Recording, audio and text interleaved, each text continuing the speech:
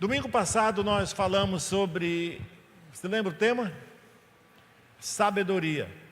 E foi uma meditação sobre o livro de Provérbios, que é um livro poético da Bíblia.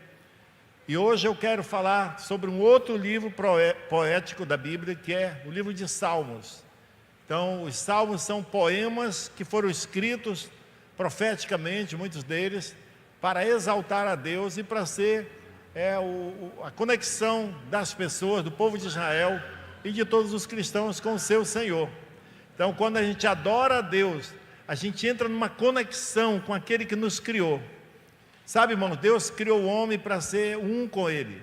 Deus era amigo de Adão no jardim do Éden, antes dele pecar. Deus tinha comunhão com ele diária. Mas depois do pecado, o homem se afastou de Deus. Não foi voluntário no sentido de ele não quis se afastar, mas o pecado o afastou. Tornou-se escravo e separou. Mas o desejo dos homens da Bíblia de reconectar-se com Deus fez eles sonharem por séculos e séculos. E eles escreviam poemas dizendo para Deus o desejo deles. Isso se tornou os cânticos de Israel. E se tornou as nossas orações. Então é a palavra de Deus. E ela tem o poder de nos conectar de tal forma que você entra num culto como esse, participa de um momento de louvor como esse, e você pode entrar na presença de Deus e ser transformado por Ele. Sabe, irmãos, não basta ser membro de uma igreja. É preciso adquirir essa conexão, descobrir esse caminho de se conectar com Deus ao ponto de você experimentar o que Adão experimentava antes da queda, quando Deus o visitava no jardim, todos os dias. Amém? Agora, depende de cada um de nós. Deus já abriu o caminho através de Jesus, através da sua morte, Ele nos resgatou. E agora Ele nos deu o privilégio de poder entrar na presença dEle dia após dia, na nossa casa. Eu costumo dizer que o trabalho da igreja não é suficiente para manter uma pessoa viva espiritualmente por muito tempo. Você precisa se alimentar diariamente. A adoração que você experimenta aqui, talvez você pense, eu vejo que tem pessoas que começa a adorar a Deus e as lágrimas descem, e ela sai dizendo, Deus falou tanto comigo, eu fui ministrada por Deus, e outros dias eu não sinto nada disso, eu não sei. Sabe, irmãos, o alimento diário da sua vida é que faz essa conexão funcionar todo dia. Você vai ter intimidade com Deus e você vai começar a ouvir Deus. Você já ouviu gente dizendo, Deus falou comigo para eu não fazer aquela viagem, eu não fiz a viagem, se eu tivesse feito, tinha me ferrado. Quem já ouviu isso? Deus fala. O problema é que nós não reconhecemos a voz dele no meio de tantas vozes, vozes de pessoas, vozes do ambiente que nós vivemos, vozes de nós mesmos. E isso só é possível, essa intimidade, quando nós temos uma frequência de relacionamento diário com ele. Eu estou falando do tempo a sós com Deus, compromisso de adorar a Deus em casa. Se você nunca adora a Deus na sua casa, você não vai entrar numa adoração fervorosa aqui na igreja, porque o que manifesta aqui deve ser um reflexo daquilo que a gente vive em casa. De você pegar uma canção dessa e você começar a adorar, e você sair desse nível de humanidade somente, e começar a detectar as coisas do céu. Isso é maravilhoso, amém? E eu te convido a entrar nessa corrida com Deus. O povo de Israel saiu do Egito, passou 40 anos sendo alimentado pelo maná. Quem já leu essa passagem? Deus mandava o maná do céu, era uma espécie de bolo de mel, alguma coisa muito gostosa, ninguém sabe. O nome que eles deram, sabe qual foi o nome que eles deram para aquilo? O que é isso? Ninguém achou um nome para descrever o que era. Então todos falaram, você já pegou o que é isso? Já. Ele disse, o que é isso? É verdade, está na Bíblia. O que é isso? Era o nome do maná. Porque não tinha ninguém que sabia identificar o que é isso. É um pão de mel? O que é o produto? Sabe, era uma coisa maravilhosa, que caía do céu todo dia. E a ordem de Deus foi, todos os dias, vocês vão recolher a quantidade suficiente para um dia. E você vai comer naquele dia. Não pode guardar para o dia seguinte. No dia seguinte você tem que sair e recolher de novo. Às vezes nós somos preguiçosos, né, irmão? Se a gente pudesse acumular tudo para não ter que trabalhar amanhã, já comer hoje o que colheu ontem, a gente faria. Outros é por ganância mesmo. Mas Deus disse, olha, se você tem 5 filhos, e mais a sua esposa, e você são 7, então recolhe o suficiente para 7 pessoas comer naquele dia. E alguns que guardavam, alguns espertinhos, apanhavam um pouco mais e guardavam. E a Bíblia diz que apodrecia, criava bicho e ficava fedendo no acampamento. Mas Deus tinha dito, na sexta-feira, vocês podem apanhar uma porção, todo mundo apanha uma porção dobrada, para 2 dias, porque no sábado não trabalha, então vocês vão ter o suficiente para comer no sábado, e não estragava. Sabe, Deus revela com isso que Ele quer que todos nós nos alimentemos todo dia, da misericórdia nova. A Bíblia diz que as misericórdias do Senhor se renovam cada manhã, que nós devemos nos alimentar todo dia com o pão fresco, com a unção nova. Irmão, a unção de ontem não serve para hoje, foi para ontem, a de hoje é outra, de amanhã é outra, e nós temos que buscar em Deus nos alimentar. Quando você vê qualquer pessoa com 50 anos de crente, 40 anos, 20, 30 anos, sabe, você quer saber qual é um dos segredos? É intimidade com Deus, é manutenção dessa vida. Ninguém fica muitos anos seguindo a Deus se não tem intimidade com Deus, se não se alimenta espiritualmente. E hoje eu quero falar sobre o Salmo 23, é um poema maravilhoso, que poderia ser recitado aqui com um som, um fundo musical, e talvez a gente ia chorar, que tão lindo que é esse poema. Mas hoje eu quero que você recite o Salmo 23, com uma consciência de que essas palavras são palavras verdadeiras, que devem moldar a sua vida e o seu relacionamento com Deus todo dia. Assim como a oração do Pai Nosso. A oração do Pai Nosso não é uma reza para ser repetida, é um estilo de oração, é um roteiro para você todo dia lembrar: Pai Nosso, eu não sou sozinho nesse mundo, eu tenho um Pai e não só é meu, é de todos, nós somos irmãos. Se você fosse fazer uma oração baseada no Pai Nosso, você tinha argumento para orar muitos dias, sem parar, porque cada frase representa algo muito importante. O Salmo 23 é esse. Eu quero convidar você para ler junto o Salmo 23 em voz alta, amém? Então nós vamos ler o Salmo 23, eu vou contar até 3 e você vai começar a ler junto comigo. 1, 2, 3. O Senhor é o meu pastor, nada me faltará. Ele me faz repousar em pastos verdejantes, leva-me para junto das águas de descanso, refrigera minha alma, guia-me pelas veredas da justiça, por amor do seu nome. Ainda que eu ande pelo vale da sombra da morte, não temerei mal nenhum, porque tu estás comigo. O teu bordão e o teu cajado me consolam.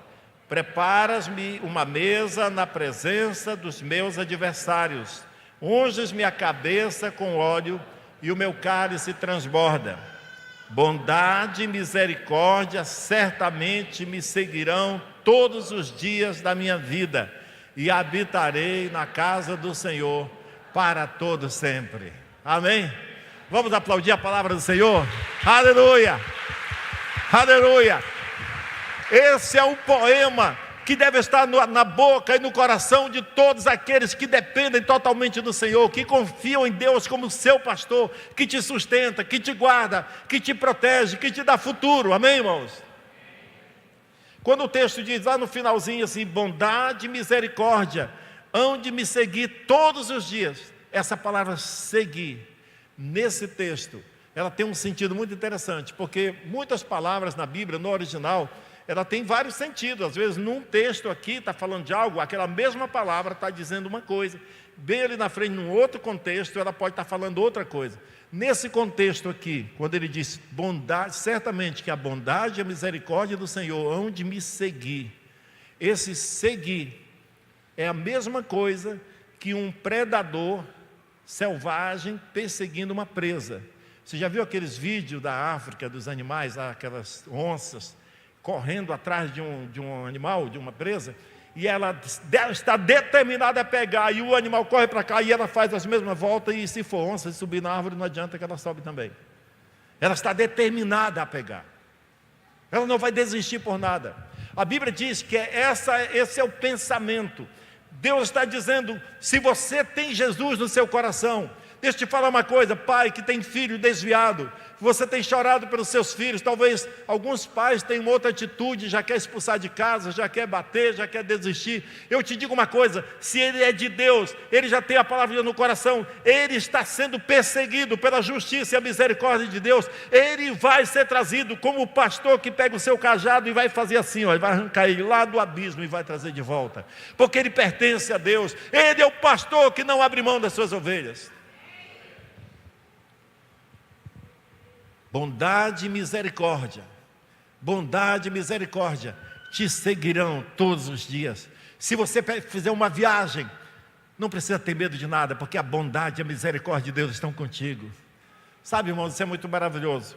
Esse salmo maravilhoso foi escrito por Davi há mais de 3.000 anos. E ele compõe e inspira canções e orações de judeus e cristãos no mundo todo, há mais de 3.000 anos, e vai continuar assim, porque é um salmo que faz uma reflexão de quem você é, e de quem Deus é para você. Se você é uma ovelha de Deus, se você é uma ovelha, você tem Deus como seu pastor, e essa relação pastor e ovelha, é algo tão importante e tão necessário, que a ovelha, ela não consegue ir muito longe sem o pastor. Uma ovelha nem consegue descansar se o pastor não estiver por perto. Essas palavras inspiradoras expressam a confiança de alguém que depende completamente de Deus, como as ovelhas. Sabe, as ovelhas, elas são animais tão simples e tão indefesos. As ovelhas, quando alguém ofende elas não mostram os dentes, nem as garras, elas não têm garra para brigar, elas não têm armas, elas dependem do pastor, elas nem conseguem descansar se ela não vê o pastor por perto. A ovelha sente falta do pastor. Isso é muito importante. Se você é uma ovelha de Deus, você não vai ficar bem vivendo longe da presença de Deus, sabe, irmãos? Eu sei que muitos de vocês estão aqui porque vocês têm essa ligação de Deus em você, que te traz para perto do pastor. Você não aguenta ficar longe, então louve a Deus por isso, e descubra uma maneira de fortalecer esse vínculo que você tem com o Senhor. Cada culto que você participa, que você se conecta com Deus, na oração, na palavra, em qualquer momento, mas a adoração, irmãos, o momento de adoração do culto, é um momento crucial de um culto. Eu não sei como tem pessoas que atrasam para chegar no culto, e aí quando o marido diz assim, olha, vamos chegar atrasado, e a pessoa diz assim, não, mas só vai estar no louvor ainda, só ainda está no louvor, como se o louvor não fosse importante. Nós fomos criados para adorar a Deus.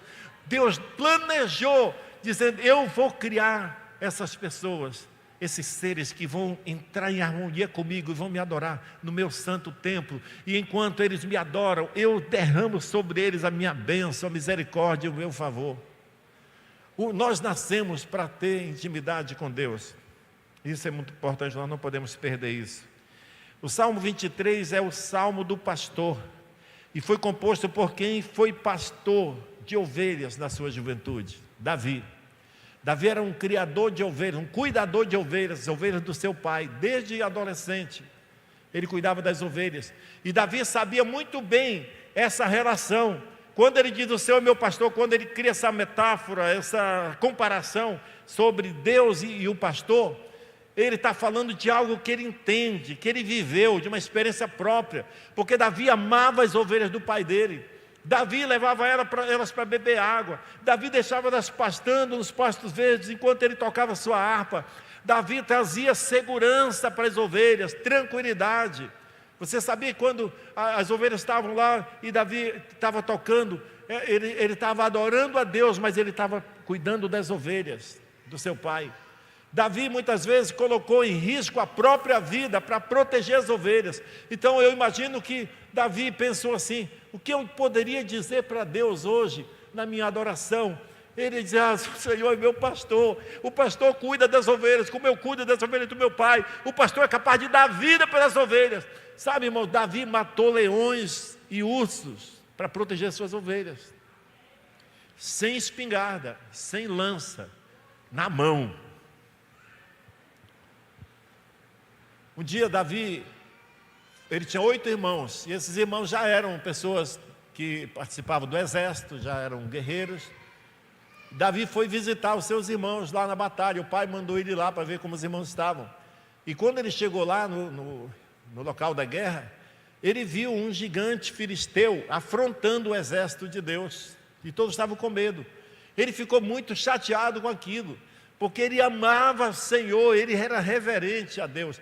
E ele disse: eu vou matar esse desgraçado que está afrontando o exército do Deus vivo. E ele foi lá com Saul e disse: eu quero ir matar esse infeliz.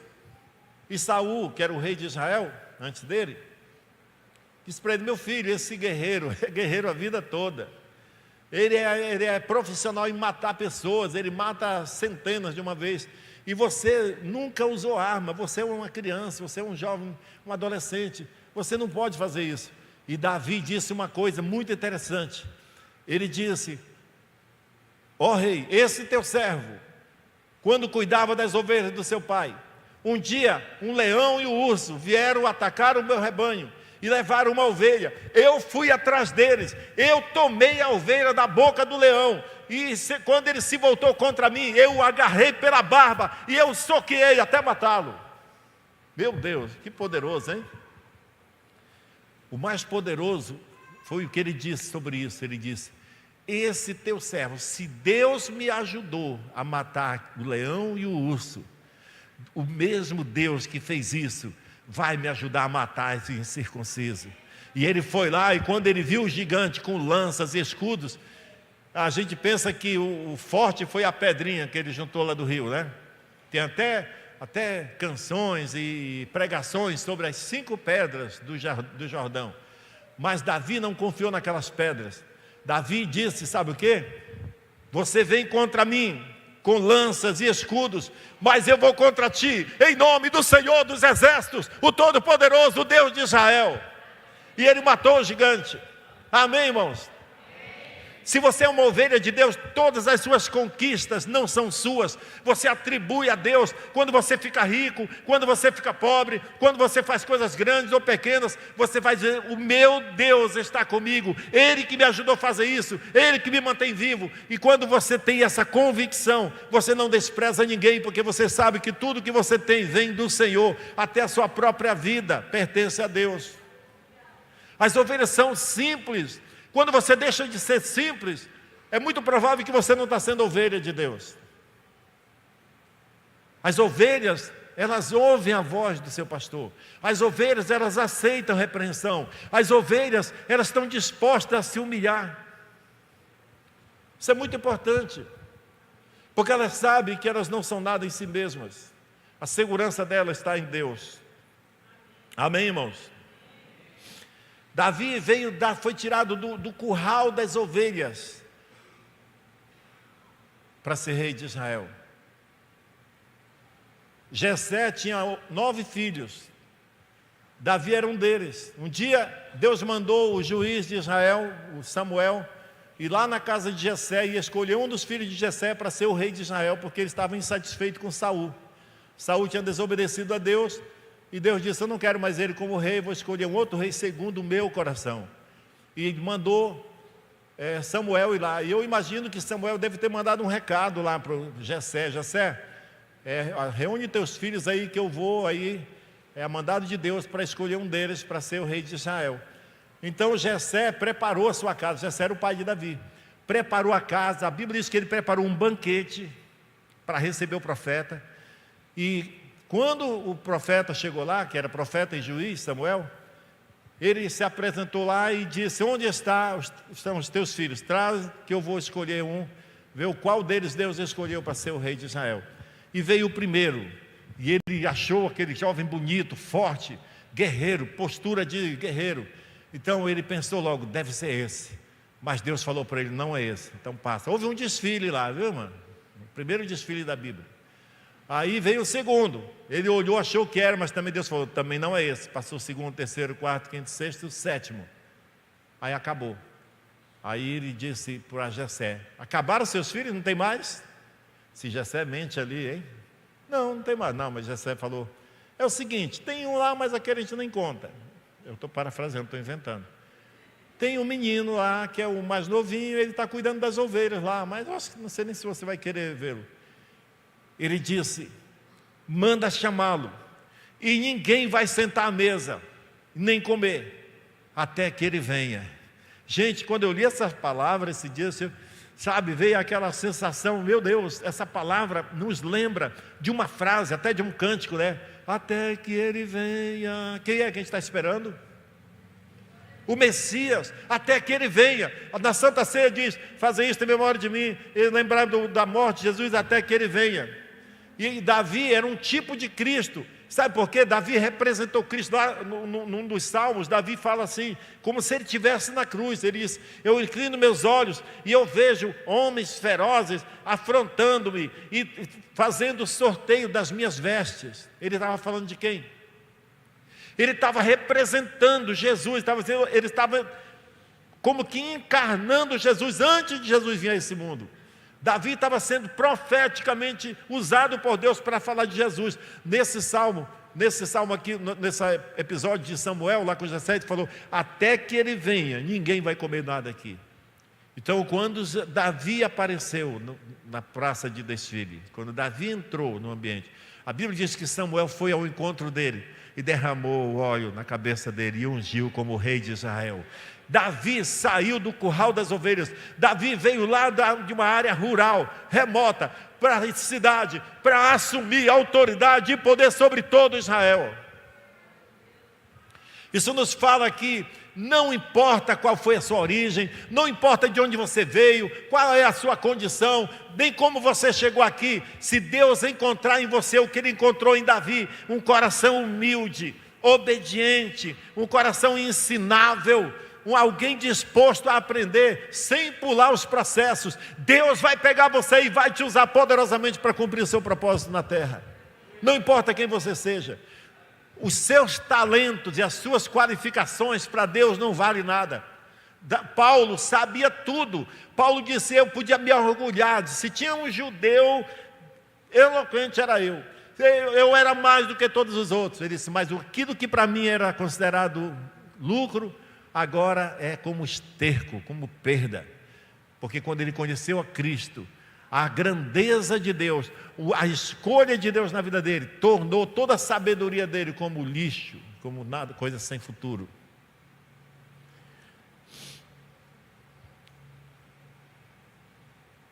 Qual tem sido a sua postura diante de Deus, da vida? Eu não sou Zé Ninguém. Não, irmãos.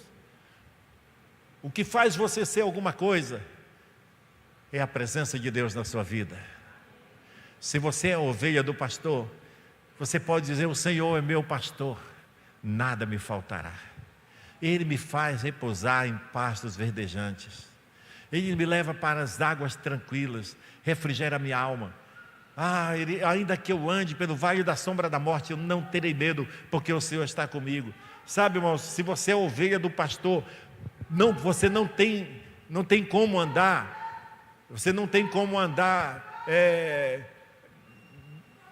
temível, com temor, com tristeza, com angústia.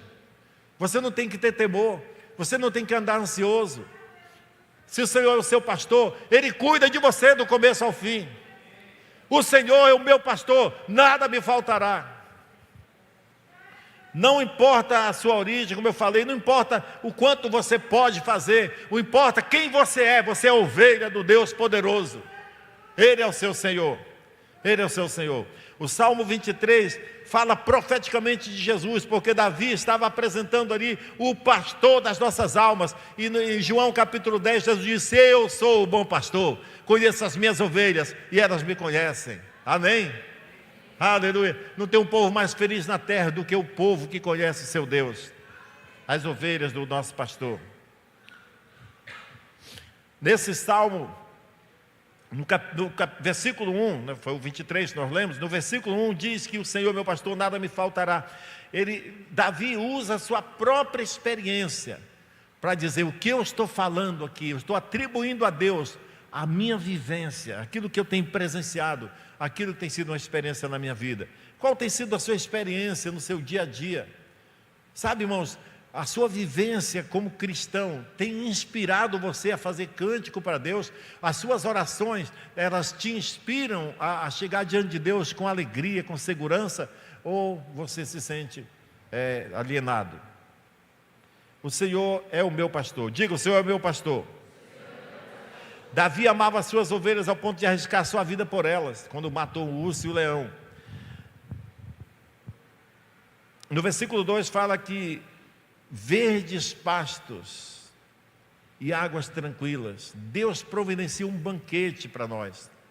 Deus providencia todas as nossas necessidades básicas. Assim como o Davi, que era o pastor das ovelhas, que providencia alimento, água, tudo mais. Assim também deve ser a nossa vida diante desse mundo conturbado. Em paz nós deitamos e podemos descansar em paz. Logo pegar no sono, porque só o Senhor nos faz repousar seguro.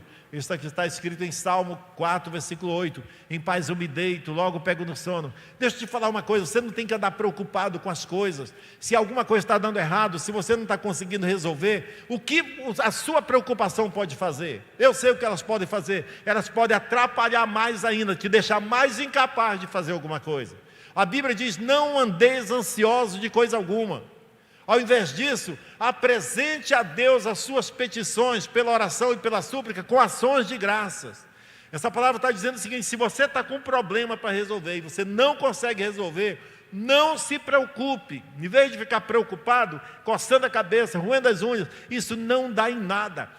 Ao invés disso, apresente essas necessidades a Deus pela oração e pela súplica, com ações de graças. Sabe como que você apresenta uma necessidade para Deus? Aquilo que está te afligindo. Imagina, meu filho está nas drogas, eu não sei nem por onde anda, parece que eu vou perder. Como que eu apresento a Deus isso com ações de graças ainda?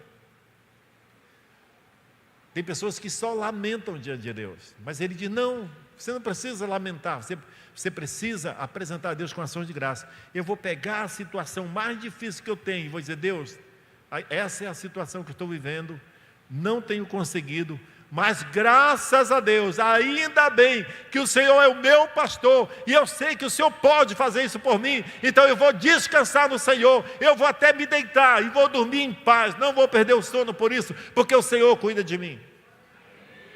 Irmãos, isso é vida cristã. Não basta ser membro de uma igreja, você precisa viver a sua fé. Nós temos que desenvolver isso. E também não desenvolve isso só vindo na igreja uma vez por semana e nada mais. Todo dia você precisa ser, religioso nisso, de separar um tempo para Deus. Se você chegar ao fim do dia e não tiver lido a Bíblia, nem orado, é para você se considerar alguém incompleto e dizer, eu não posso dormir hoje enquanto eu não fizer algo que é muito importante, que é dar diante de Deus e receber dele a bênção, o favor, a cobertura, a proteção. E Ele está pronto para te abençoar. Aleluia. Por amor do seu nome. Deus faz tudo isso por amor do seu nome. Eu acho interessante que muitas vezes, quando Deus abençoava, chegava para um rei, mandava um recado bom para um rei, dizia, olha, eu vou livrar o seu reino, esse exército não vai invadir, eu vou proteger você, por amor do seu pai, Davi, por amor de outro. O rei Ezequias, ele disse, você vai morrer dessa doença, prepara a tua casa. Isaquias chorou, Ezequias era um homem justo, e ele chorou, virou a cara para a parede, chorou, e Deus só sabe que eu tenho andado em integridade e tal. A Bíblia diz que antes do profeta que falou para ele, que você põe a sua casa em ordem, que você vai morrer dessa doença, Deus disse, volta lá, o meu Deus tinha mandado o profeta ir lá dizer que iria morrer, disse, volta lá, que ele se arrependeu e está chorando lá, e diz para ele que eu vou dar mais 15 anos. Que legal, né? Eu vou dar mais 15 anos, e eu não vou deixar vir praga nenhuma sobre o seu país, enquanto você for vivo, por causa do seu pai Davi, que era muito bom, mas só depois, para os seus descendentes. E aquele rei ordinário, sabe o que ele disse?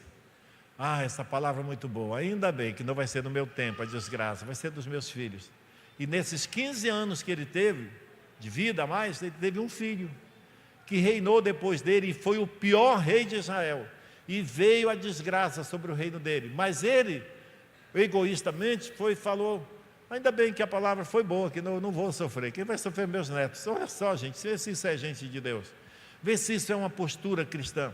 Sabe, irmãos, Deus é um Deus que está preocupado em nos abençoar, que tem o desejo, preocupado não é a palavra, Deus está interessado, Ele ama servir, a abençoar as pessoas com seu favor. Vale da sombra da morte, ainda que eu ande pelo vale da sombra da morte, não tem nada a temer. Deixa eu te falar uma coisa, se você estiver enfrentando uma situação, prestes a morrer, e você é um cristão, se você morrer ou continuar vivo, qual é a diferença?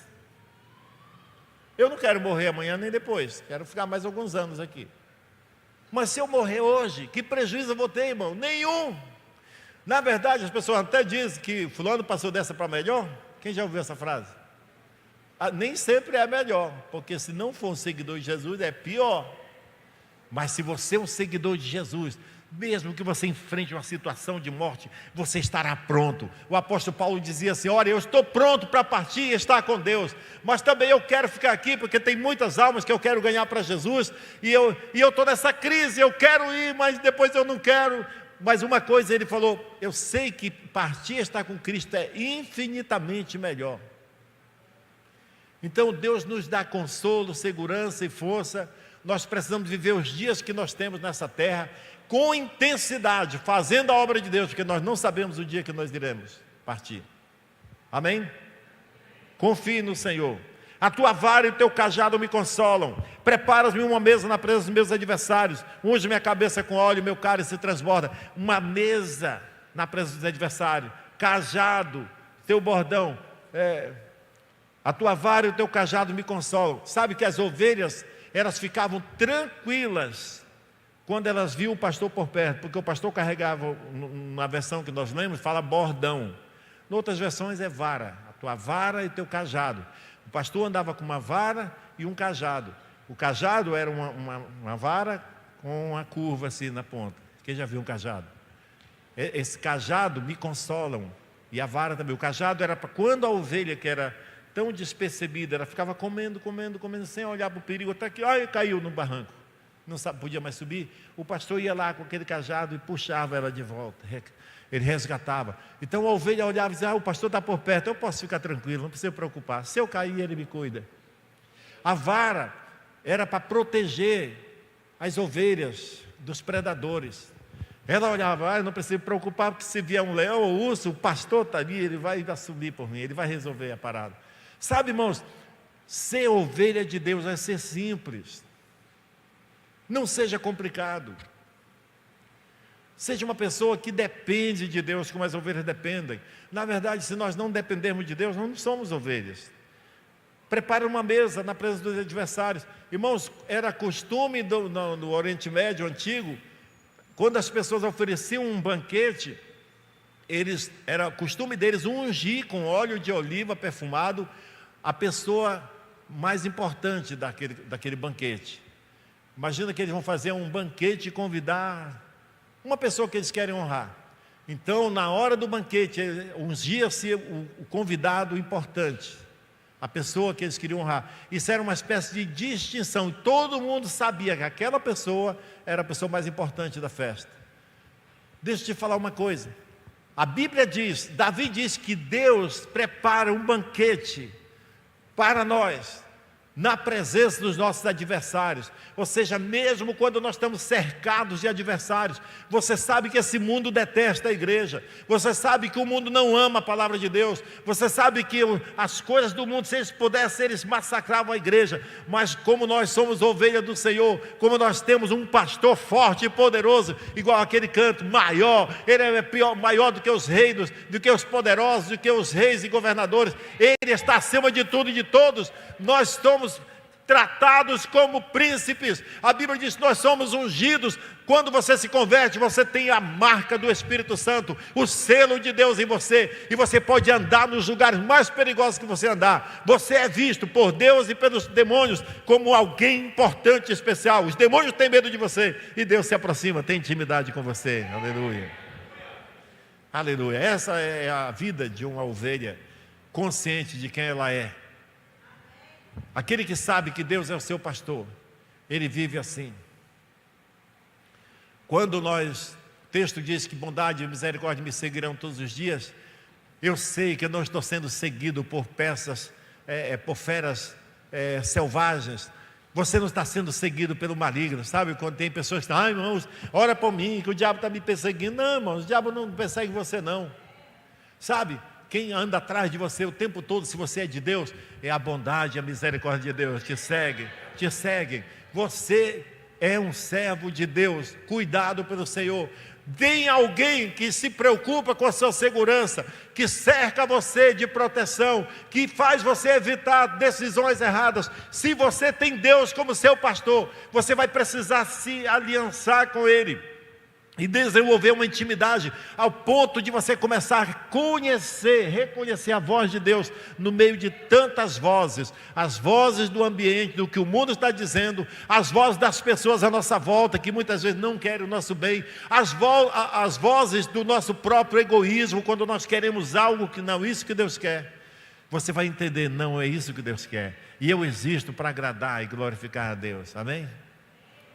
Eu creio que Deus está levantando uma igreja, uma geração de pessoas que amam o Senhor, que andam por cima das circunstâncias, que andam nesse mundo e onde pisam, eles vão decretando território de Deus, bênção de Deus.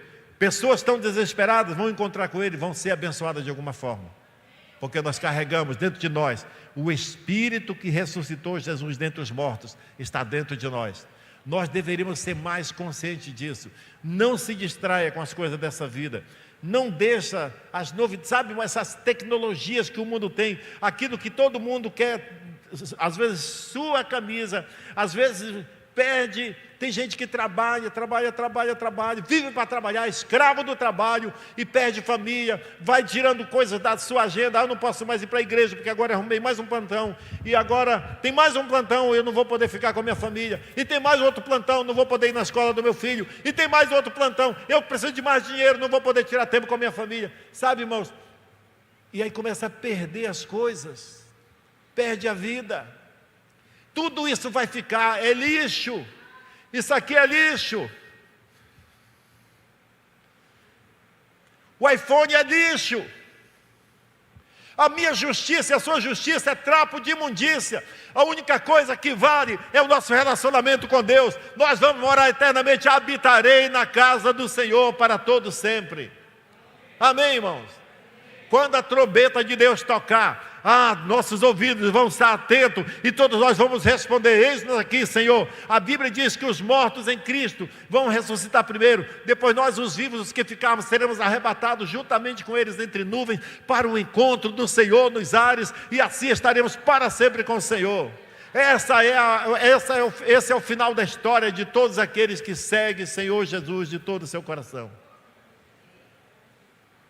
E não importa se você está num nível mais baixo ou mais alto, se você ainda não alcançou, você está começando a vida, ou talvez até você acha que deveria estar mais na frente, mas você está indo devagar. Deixa eu te falar uma coisa: o Espírito Santo está conosco para nos ajudar nas nossas fraquezas, é o que a Bíblia diz.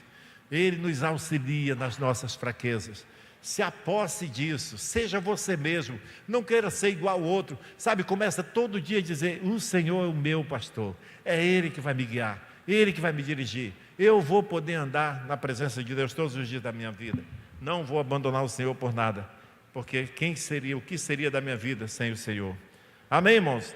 E para encerrar, para terminar, o Salmo 23 foi escrito para qualquer pessoa que crê que Deus é o pastor da sua vida. O Salmo 23 não tem sentido para quem não tem o Senhor como pastor da sua vida. Você é independente? Você toma suas próprias decisões? Você vive por sua conta? Então Deus não é o seu pastor. O Salmo 23 só faz efeito para quem fala a verdade. Para quem está dizendo, o Senhor é meu pastor, nada me faltará. O Senhor é meu pastor, nada me faltará. Vem a crise, Jeová és meu pastor, nada me faltará. Jeová é meu pastor. Diga assim, o Senhor é meu pastor. Eu queria fazer um trato com vocês, eu fiz nos outros cultos, bora ver se vocês vão aceitar. A partir de hoje, todos os dias, sem tempo para terminar, tipo assim, não é para 5 dias, nem 10, nem um mês, se for para o resto da sua vida, quem vai lucrar é você. Todos os dias, de manhã e à noite, antes de dormir, você lê o Salmo 23, até você decorar. Depois que você decorar, você nem vai precisar ler, você vai recitar sem ler. Mas você vai ler não de você para o papel, do papel para você, não da Bíblia ou do iPad ou do celular. Eu não estou falando de você só recitar o texto, mas você botar na sua frente, onde você possa gesticular para Deus. O Senhor é o meu pastor, nada me faltará.